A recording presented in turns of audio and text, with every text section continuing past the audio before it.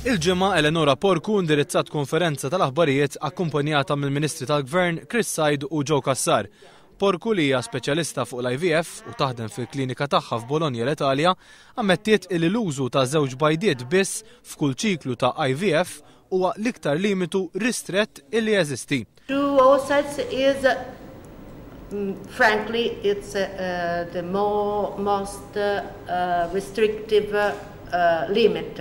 Waqt li faħret l-abbozz liġi li preżenta l-Gvern dwar l-IVF minn mistoqsija ta' One News iżda ħareġ li Porcu ma kienx taf li l-Gvern ser ikun qed iwaqqaf awtorità regolatorja biex tieħu ħsieb fid-dettall it-twettiq tal-liġi.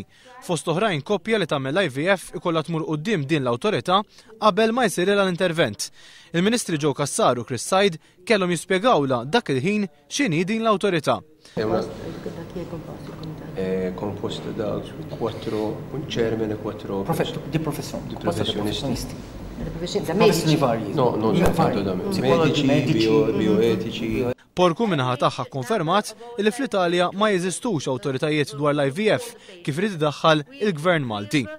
We have several ethical committee that specifically about IVF or is it in general? No, we have a general who. Fil-konferenza tal-aħbarijiet Chris Said qal li fost l-irwoli li ser ikollha din l-awtorità ser ikun hemm dik li tara li koppja li tapplika l-IVF tkun waħda stabbli u li dan ser ikun imkejjel permezz ta' regolamenti li jitbidlu minn żmien għal ieħor. Said ħabbar ukoll li possibilment il-Gvern jista' jaċċetta li għal nisa ikbar fl-età ikunu fertilizzati 3 bajdiet u mhux 2.